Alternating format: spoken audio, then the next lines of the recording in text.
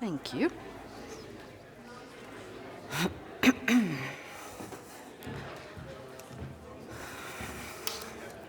All right.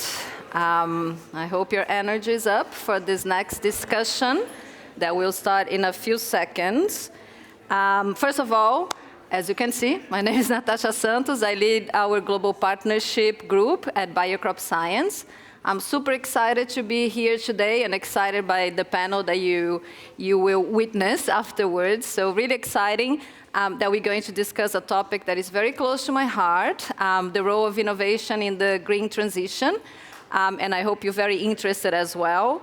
I think from my conversations with stakeholders, traveling around the world in this global role, I do strongly believe that we all have the same goals, right? The goals are to create a system that really enables to eliminate hunger, that really enables to ensure good nutrition, that really enables how we can do that while respecting and protecting the environment.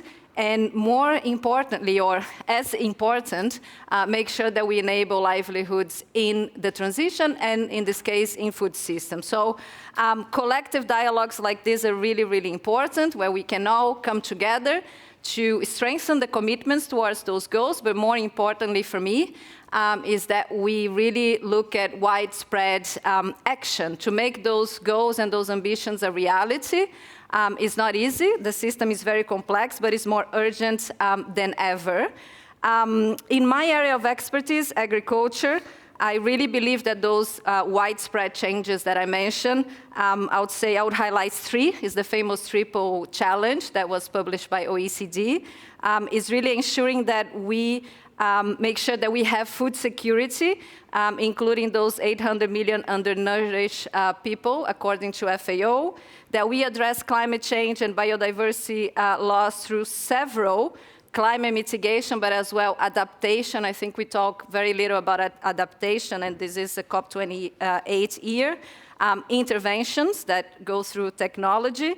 And really important to me, as I mentioned, that we enable livelihoods throughout the green transition in the food system particularly.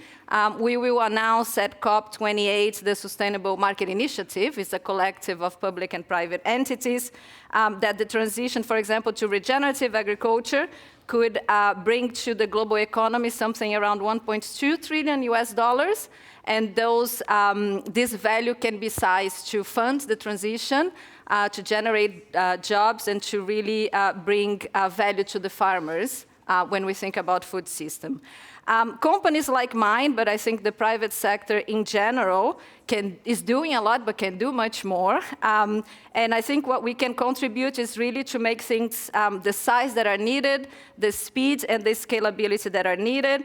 In our case, as Bayer, we can contribute in innovation in areas like seeds, in areas like biotechnology, in areas like modern crop protection, biologics, digital innovation, which is really, really critical for the sustainable future that we all want in agriculture.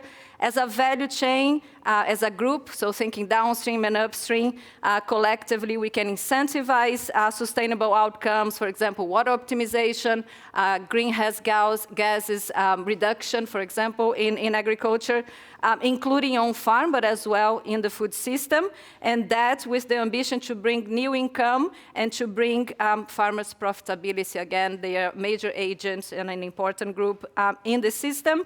But that's from the private sector, as I said, but can do much more as a collective.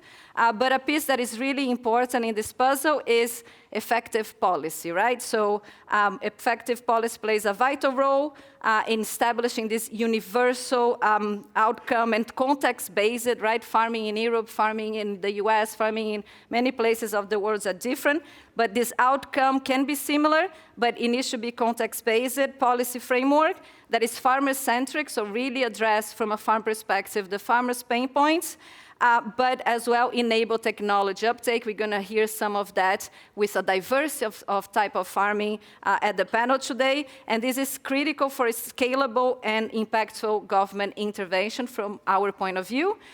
In the EU context, we see very positive signs lately of increasing importance on those two areas, such as the strategic Technology for Europe platform step, Horizon Europe, the biotech strategy that was launched by the Commission, the adoption of science-based regulatory framework for new genomic techniques, the famous NGTs that you have the chance to hear on the panel today.